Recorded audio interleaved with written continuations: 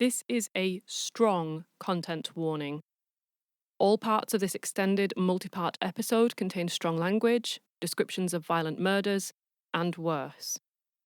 Teachers, guardians, parents, and caregivers should listen to every part of this episode first, and then make their own judgment call about whether this content is suitable for younger or more sensitive audiences.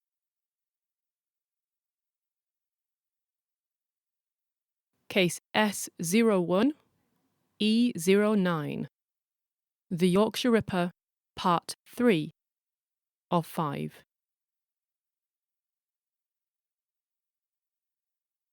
We resume this case in June of 1979. So far, since around 1975 or so, there have been 8 or possibly 9 murders. And there have been a handful of attempted murders, possibly 2, 3, maybe 4, maybe 5 or even more. The police, however, cannot be sure. Some of the attacks bear clear resemblances to others, but some seem more random, less in keeping with any overall pattern. The only consistent variable thus far is that the victims are all girls or women. Other potential links are that many of these women are or were sex workers, but even this is inconsistent. However, because of this latter aspect, the press have dubbed the killer the Yorkshire Ripper, a throwback to Jack the Ripper, the Whitechapel murderer of at least 5 sex workers in the East End of London during the late 1800s. The major incident room at Millgarth Police Station in Leeds is being crushed under the literal weight of paperwork and under the metaphorical weight of public and governmental pressure to make some sort of headway. And into the midst of this crucible of ever-escalating tension and frustration have arrived 3 letters and 1 tape recording, all claiming to be from the killer himself. Initially sceptical, when a declared intention to kill an older woman in Liverpool or Manchester is then carried out, there is a sudden change. Perhaps this really is the killer. If so, this might be their first and best chance at a breakthrough. Indeed, this would be the only breakthrough in almost 5 unrelenting years, but to capitalise on it, they need help. In their desperation, the police take an almost unheard of step, and they contact a linguist called Stanley Ellis.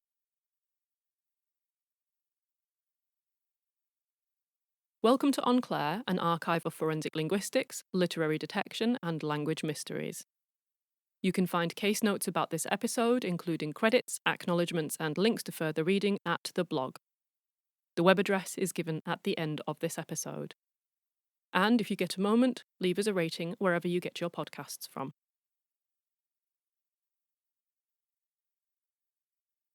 Stanley Ellis is a dialectologist and a phonetician, and he's around 63 at the time that he becomes involved in this case. 30 years later, in 2009, his many obituaries across national newspapers will describe him as a pioneer. He was a meticulous and dedicated researcher who, between 1962 and 1971, spent a decade on the road, first with a motorbike and a sidecar, then latterly with a Land Rover towing a caravan, studying the dialects of England. This work, incidentally, remains a cornerstone publication on regional varieties. Born in Bradford in 1926, he would later be a navigator in the RAF, then a lecturer at Leeds University, the editor of a journal, a presenter on Radio 4, and an expert advisor in an ever-increasing number of court cases that involved voice recordings. Ellis was arguably the first person to give expert speaker identification evidence in an English court, all the way back in 1967, 12 years before he would find himself caught up in the frenetic whirlwind of the Yorkshire Ripper inquiry. As a result of this early involvement in forensic speech analysis, the UK's domestic intelligence agency, MI5, recruited him as a consultant. In case it helps, and for those who like this sort of nerdy trivia, MI1 was the British military intelligence department within the War Office that dealt with code breaking and communications, and I'll be doing an episode on them later. MI2 and MI3 handled geography and, if you like to call it this, cartography, map making. MI4 was aerial reconnaissance. MI5, as I've said, is the UK's domestic intelligence agency. And MI6 is the UK's foreign intelligence agency. though technically all these names are now defunct. MI6 is the one that James Bond 007 works for. Ellis, though, was as unlike James Bond as it is perhaps possible to imagine.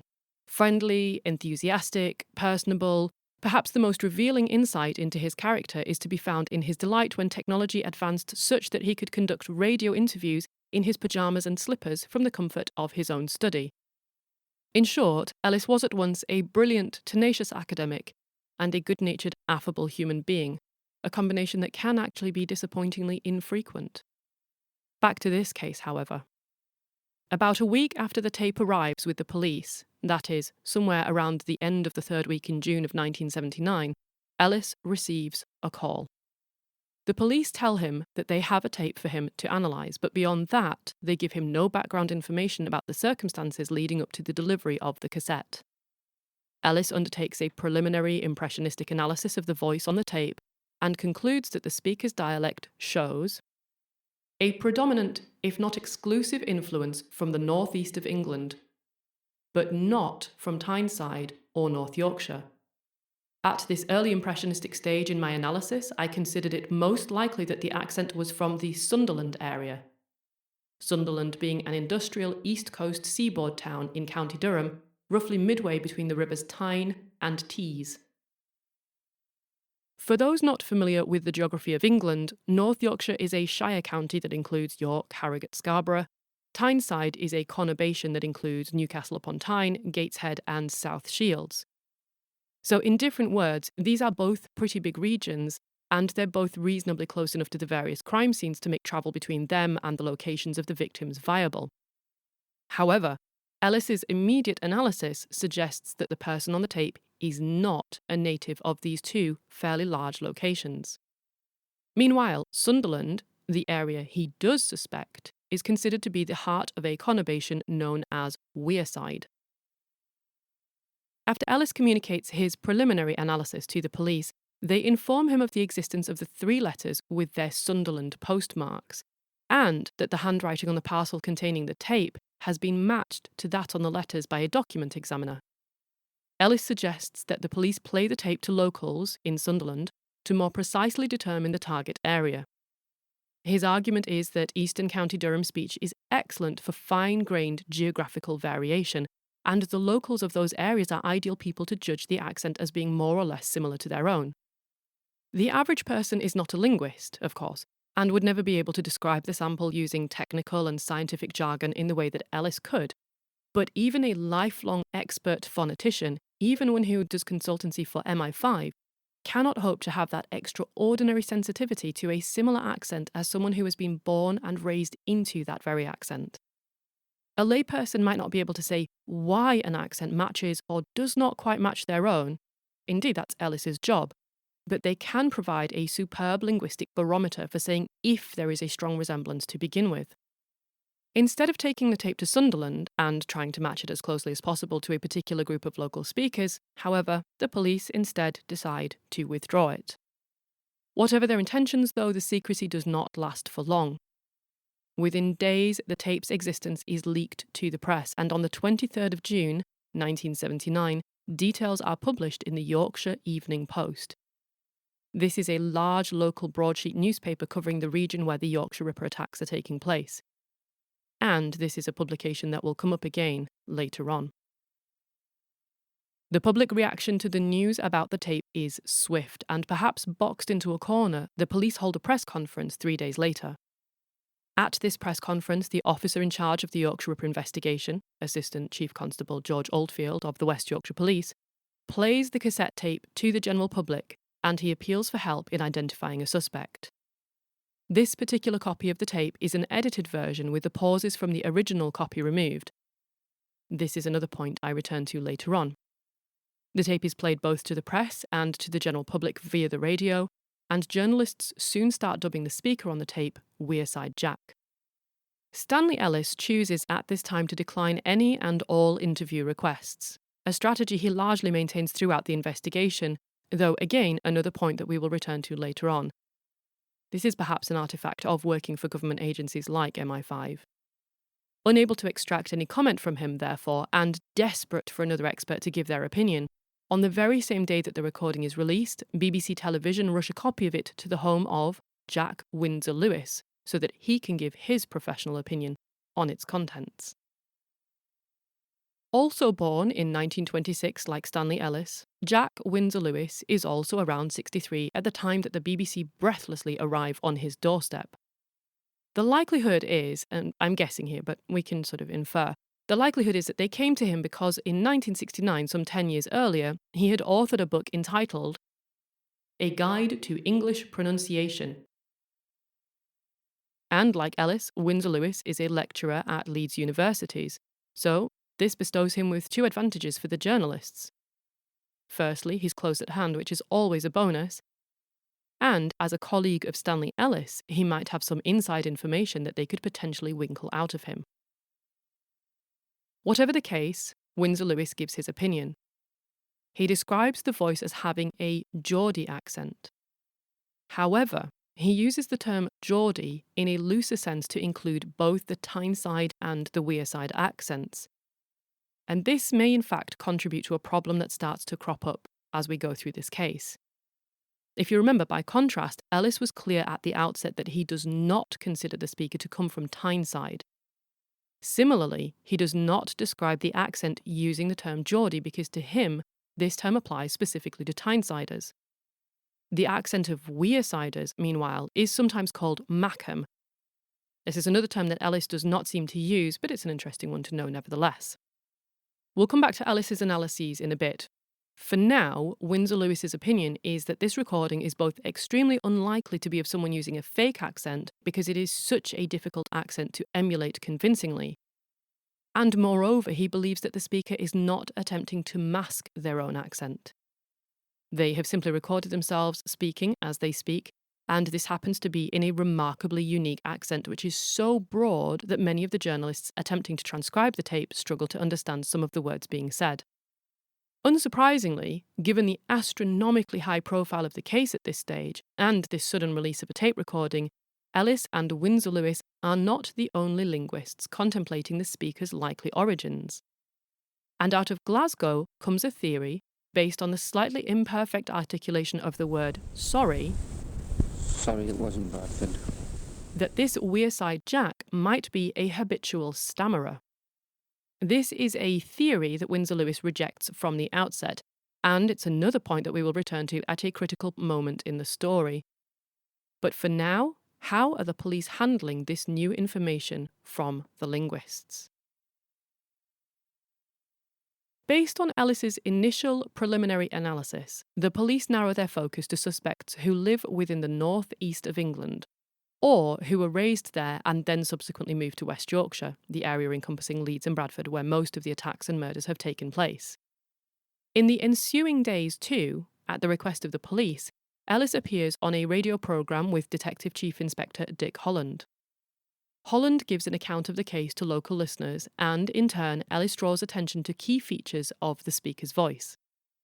A couple of weeks later, on the 29th of July 1979, Sutcliffe is interviewed again as a result of his car being spotted in 3 of the red light districts under heavy surveillance. His wife gives a loose alibi for him, and, dissatisfied with the interview overall, Detective Constables Laptew and Greenwood obtain samples of his handwriting, search his home and garage, and write up a report of their suspicions, which they hand into the major incident room. But here we find some of the earliest influences of the letters and recordings on the outcome of the investigation. Sutcliffe's writing is deemed not to match that of the letters.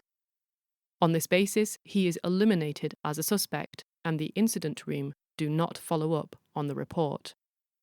There is a key technical issue to point out here, which I've alluded to before, but now it's worth explaining in more detail. Police can treat evidence in, crudely speaking, one of 2 ways. If confidence in the evidence is extremely high, they can use it to eliminate suspects. That is, they can use it to determine that there is no reasonable chance that this person is the guilty party. Let's use a really grim example to illustrate this. So, imagine a tall, strong, mixed martial artist, that is a trained fighter, is walking down a notoriously dangerous back alley in the early hours of the morning. Some hours later, their body is found in that very alley, and the nature of the injuries is consistent with someone who has been kicked and punched to death. On this basis, one might confidently eliminate a frail, sickly, elderly individual or a child as being the attacker on the basis that they are not strong enough to carry out the crime, especially against a fit, athletic, trained fighter. By contrast, imagine that this same person, this mixed martial arts fighter, in this same alley at the same time, is instead shot to death.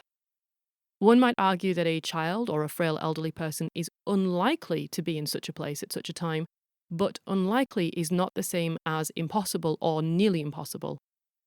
And so their age or their relative strength or where we expect them to be at 3 a.m. cannot be used to eliminate them in a case like this. Instead, we would use this as a line of inquiry. So where were they at 3 a.m. on that night? Do they possess a gun? Did they have a grudge against this person? And so forth. So, elimination versus line of inquiry. The very fact that the police were now using the handwriting samples and, as we'll go on to see later, the accent in the recording as a means of eliminating suspects from the inquiry indicates that at least at this point, the confidence in the authenticity of these communications was so high that the commanding officers were using it as a method of cutting down their suspect pool. As Ellis himself notes, the view of the police was that if they caught the speaker/writer, they would, in doing so, have caught the murderer. But let's get back to the linguists and the role that they are now playing in the investigation. A month after Sutcliffe's latest interview with the police, that is with Greenwood and Laptew, who were unimpressed with him, Ellis is invited to Sunderland Police Headquarters to analyse the Wearside Jack tape in more detail. As mentioned before, Wearside was Ellis's first suspicion for the origins of the accent, and he had further confirmed it by comparing the recording to speech samples he already had of school pupils from the Sunderland area, as well as some newer speech samples of police officers also from the same place. Just as a quick reminder, Sunderland is the heart of the surrounding Wearside conurbation, and Wearside is the home of the Mackem accent. Mackem is distinct from Geordie, which has its home in Tyneside. In case it helps you to cement the two together in your brain, Geordie is a Tyneside accent, or G&T, gin and tonic. Mackem is a Wearside accent, or M&W, Maltesers and wine. Food mnemonics. Anyway, back to Ellis. On this road trip to Sunderland, Ellis brings 2 tape recorders, one to play the Wearside Jack message and another to record the speech of locals. Senior officers agree with Ellis that the speech on the tape resembles that of the locals of an area called the Barbary Coast. This is a little area within Sunderland on the north banks of the River Wear. Ellis is accompanied by a young constable and he visits various local meeting places. I may be projecting here as I read his accounts of the matter, but I get the sense that he is using scholarly prose to describe going to a lot of pubs and clubs. That said, whilst that's amusing, there is actually an excellent rationale for the extended visitation of watering places. They're just great places to meet lots of lay people. For those who live outside of the UK and have never been into a UK pub, they are intended to be a sort of alternative living room where you can meet up with friends and workmates, chat about whatever topic amuses you, and generally while away the time after work. Lots of them have sofas, they're very informal, there's music, it's relaxed, it's intimate. It's also open to the public, of course, so it's almost a way for Ellis to chat to people as if he is in the comfort and safety of their own house with them without actually having to go into anyone's house. Why is this important? Because then you get a much better sample of speech from them. It's more relaxed, it's uninhibited, it's a faithful representation of their own accent. And in Ellis's own words, the response was most encouraging. Everyone we met was ready to help by listening to the tape and by commenting on it. What they said did not much matter. It was how they said it, although there were often relevant comments as to their own view of the regional origins of the voice. Put those same people that he questioned into, say, a police station, even if you explain to them that this is just an informal chat, as soon as you put a gigantic tape recorder and sheets of questions on a desk in an interview cell, and you have police officers staring at them, immediately the whole context is different. People put on different identities, the one that they use to keep the police at arm's distance, for instance, or the one that they use when being addressed by a scientist who is asking them all about how they speak. We're talking here about 2 interfering variables. One is accommodation theory, where people choose to speak more or less like the person they're chatting to as a way of increasing or decreasing the social distance. We tend to accommodate towards people we like and away from people we don't like. And the other variable is observer's paradox, where if you know you are being watched, you behave differently than you otherwise would. And it's really difficult to speak naturally if somebody says, speak naturally.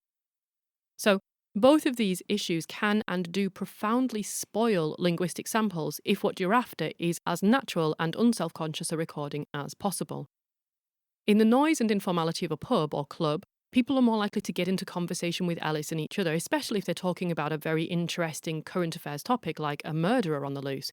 They're going to forget that the tape recorder is recording them, they're going to forget about their own voice, they're going to enjoy giving their own opinions on an accent or on the murder case in general, and that's going to provide plenty of useful data.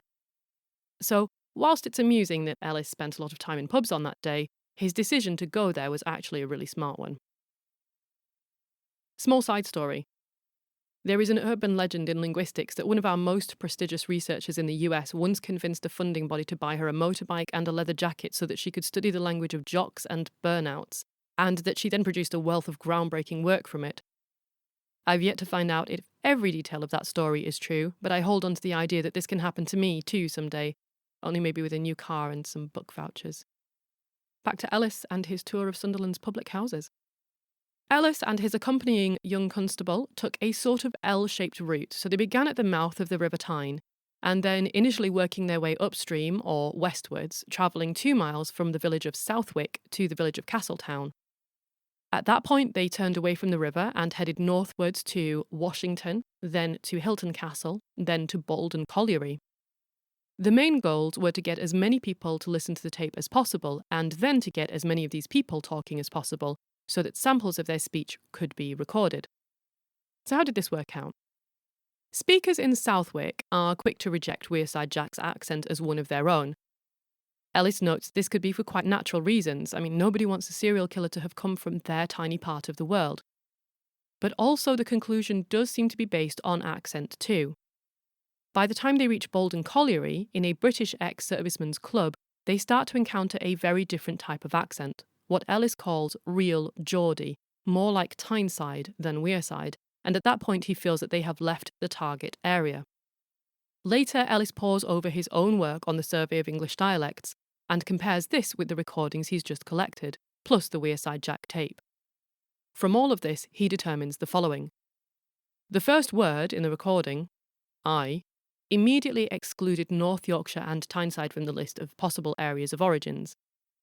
This is because, and forgive me my phonetic sins here, I am so sorry, the North Yorkshire I is closer to ah, as in I know. The one on the tape, however, this I is what I like to call a banana vowel in that the sound is bendy.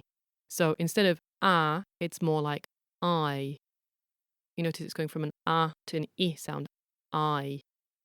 Real linguists would use the term diphthong, meaning a double vowel sound. You also get triphthongs, triple vowel sounds like power and royal and layer. One vowel sound blends into another and then possibly into a third. For the non-linguists, don't think about spelling. Just focus purely on the sound with no regard for writing. So think of the word I, as in your eyeball. It goes from an ah to an I sound, I, it bends, or, banana vowel. So if you compare I know with I know. So in some accents, some words have monophthongs, a single flat vowel like no. And in other accents, that very same word will have a diphthong or a bendy vowel like no. And if you have kids kicking about, you might even hear that rarest of beasts in the wild, the one-syllable word that is tortured into a whole triphthong. No. Go tidy your room. No. Don't you dare triphthong me. Moving on. Ellis now firmly discounts Tyneside and North Yorkshire based on similar artefacts, including the pronunciation of the word strike. Similarly, Sunderland is counted in on the basis of the sound in words like house, down, and about. In my accent, that's an ow sound, but it can be realised as an oo sound, a boot, or an o sound, a boat, in other accents. So this said, Ellis does not count all of Sunderland. In his comparisons of individual words and sounds, he trawls over not just contemporary dialect and accent surveys and studies, but also he looks across hundreds of years of linguistic history from Old English to present. In doing so, he looks at how shifts in pronunciation have softened, hardened, rounded, flattened, shortened, lengthened, or otherwise shaped the various sound components in language. Each potential point is compared with his recordings, and from this he is gradually able to draw lines on a map that constitute boundaries where these various features no longer occur. In this way, he's able to create a linguistic perimeter around a very small area within Sunderland. Overall, at the end of these endeavours, Ellis notes the following. We moved further inland to the small village of Castletown, and in a pub there we met a retired man whose segmental pronunciations, intonation patterns, rhythm, and tempo closely resembled those of the questioned speaker. By contrast, the further north of Castletown they went, the fewer similarities they found. Ellis and his accompanying constable returned to Sunderland headquarters in the late afternoon, where an army of journalists are waiting for any small nugget of information that Ellis is willing to provide. Ellis, with classic discretion, declines to give any interviews, but the Wearside reporters already knew the likely area, and so this fact was widely reported in spite of his reticence. Ellis summarises his report to the police that day as follows. I stressed that, although the speaker might not still live in the Sunderland area, he may nevertheless have retained contacts with that area. A theory supported by the postmarks which I had not initially known about. A local publicity campaign was initiated, and the broadcast of the tape on the local radio stations resulted in a host of reports of the voice having been heard. This led to a great swamping of police resources. In summary, I reported to the police that, in my opinion, the man's voice represented someone who had been brought up in the Southwick or Castletown areas, but that I had reservations concerning the possibility of his no longer living there. As I've mentioned before, Ellis stresses that the accent is not real Geordie, because Geordie is Tyneside, and this speaker does not seem to be from Tyneside. A few days after this, Ellis goes abroad on holiday, hoping that, given the uniqueness of the voice, by the time he returns, the case will have been solved. And whilst abroad, the case does indeed return to the front pages, but not because the murderer has been caught. On Sunday the 2nd of September 1979, whilst Ellis is still abroad, Sutcliffe kills again. This time his victim is a 20-year-old university student, Barbara Leach. He strikes her in the head with a hammer once and then stabs her 8 times. Though not committed in a red light area, the murder is immediately linked to the others in the series, but the Millgarth incident room, already understaffed and sinking under a mountainous backlog of inquiries, starts to buckle. Meanwhile, in conversation with a detective, Winsor Lewis discovers that nobody has yet conducted any sort of linguistic analysis on the content of the 3 letters. He offers to do so and is shown the letters on 2 occasions.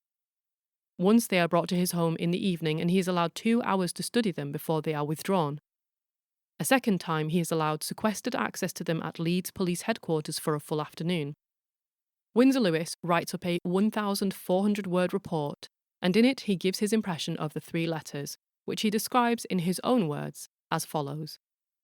The envelope in which the tape had been sent was agreed by handwriting experts to have been addressed by the same writer, and there was obviously complete harmony in both content and linguistic features between the tape and the letters. Like the letters, it harped on certain localities, such as the Leeds suburb of Chapeltown, Bradford, and Manchester. It had the same simple-minded, taunting and boastful manner, and the same unsophisticated word choices, including fairly faded types of slang such as copper, knocking about, nicked, and top myself. This writer was thoroughly functionally literate in the sense that he could perfectly well express himself in writing, but rather illiterate in terms of his ability, or perhaps one should say inclination, to conform to the accepted standards of written style. The letters were all written on sheets taken from pads of lined paper, no doubt with a ballpoint pen. The first 2 occupied 2 pages each. There were no margins and no paragraphs, though each contained a postscript, designated as such in only one case. The handwriting was adequately legible for the most part, but frequently clumsily executed. The punctuation was well below the standard that one would hope ordinary level examination candidates would achieve. It was often difficult to judge whether a particular mark on the paper was meant as a full stop or a comma, or whether it had any significance at all, but there certainly weren't enough of either by the ordinary canons. About a third of the sentences had no full stops. About a third began without a capital letter. But initial capitals regularly appeared on names, though not internally in MacDonald, and the pronoun I was always capitalised. Of the 3 opening salutations, 2 had full stops rather than the conventional comma, and the third was unpunctuated. The placing of apostrophes, where they were bothered with at all, was highly erratic. No use was made of exclamation or question marks, the latter orthodoxly requisite in only 2 places, or of parentheses, though there was one use of what is in fact apparently, among school children at least, quite a common punctuational folk usage whereby inverted commas, that is, quotation marks, are employed as parentheses. This occurred around "a man I respect" at the beginning of letter number 2. At the one place where quotation marks were requisite, they were not employed. What was very notably idiosyncratic was the frequent tendency to leave a space before completing a contracted spelling with its final nt, etc. The spelling appeared to suggest perhaps rather a contemptuous attitude to orthodox orthography than just incompetence. The forms night, N-I-T-E, and cause, C-A-U-S-E, used 5 times and with no use of the ordinary spelling because, are obviously simply defiance of orthodox usage. This was perhaps the case with I not for I'm not twice, and even possibly they'll learn for they'll learn, and to hot for too hot, which last was spelt correctly on another occasion. All of these last 3 phrases could be read back as perfectly normal spoken forms in the English of a speaker of the sort heard on the tape. Indeed, only the weakening of the adverb to a schwa vowel in the way General English treats the preposition to is confined to Northern English dialect among these usages.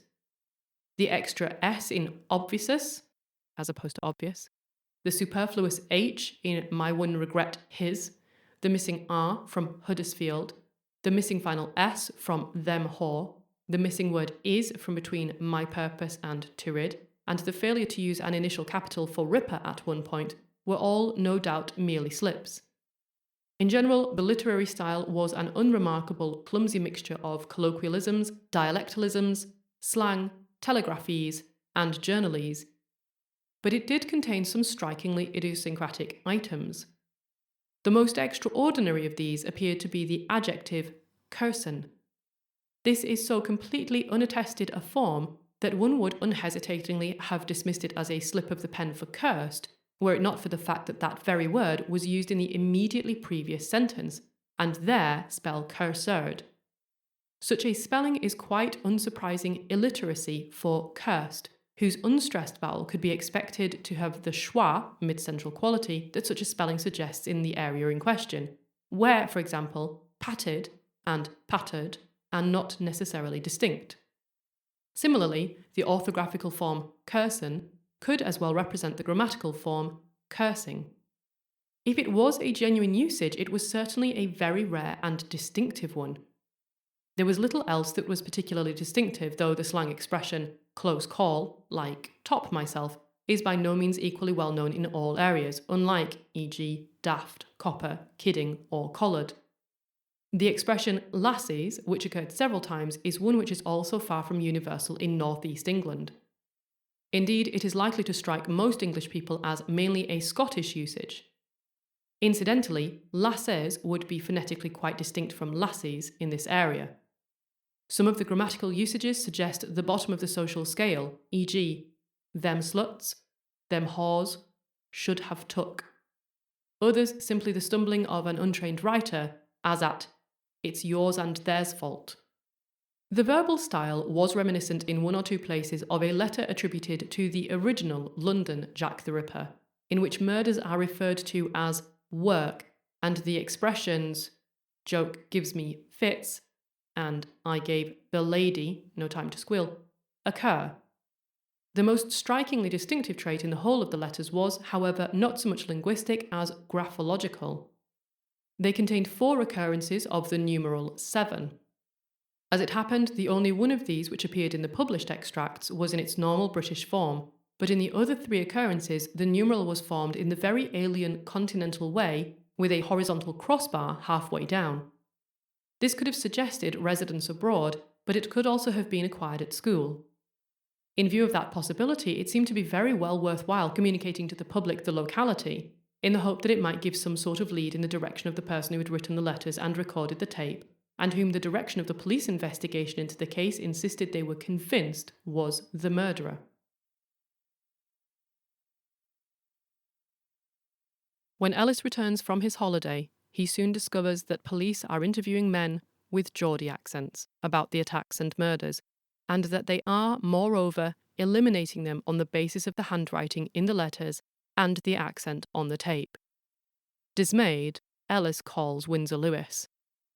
Both linguists agree that the speaker's voice on the tape is extremely distinctive and should have been identified now by a family member, a friend, a colleague.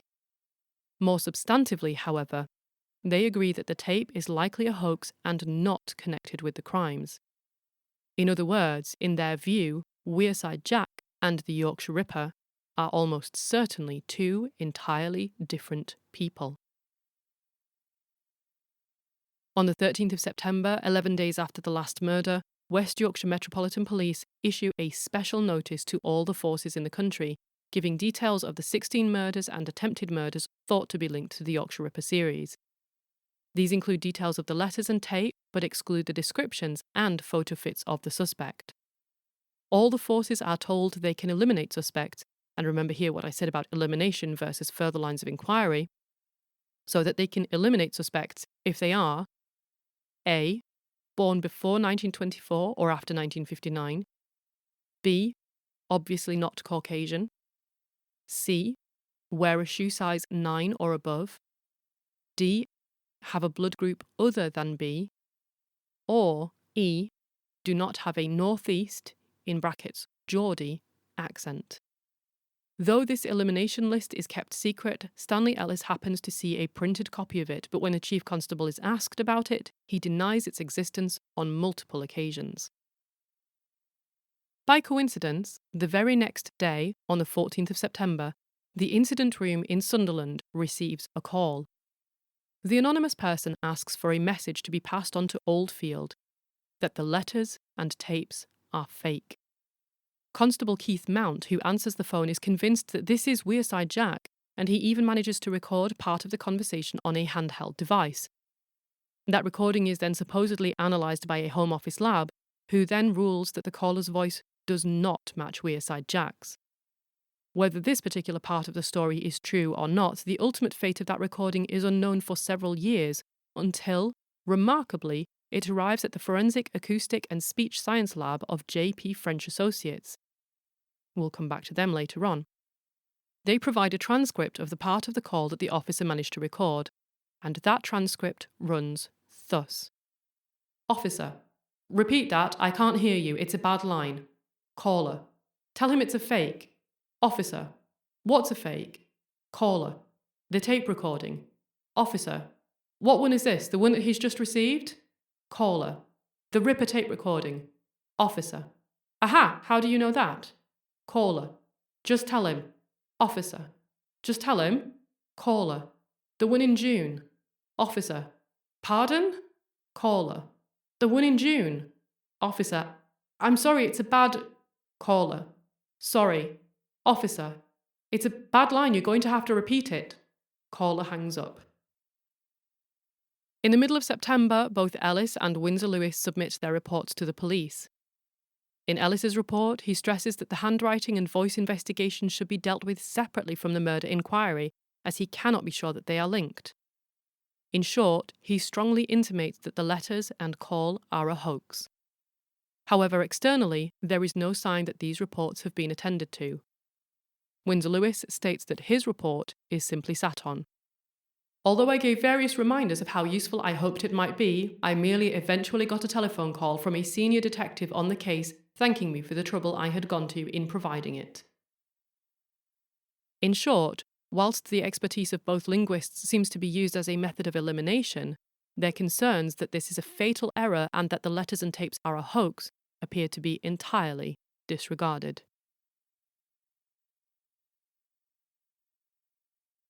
End of part 3 of 5.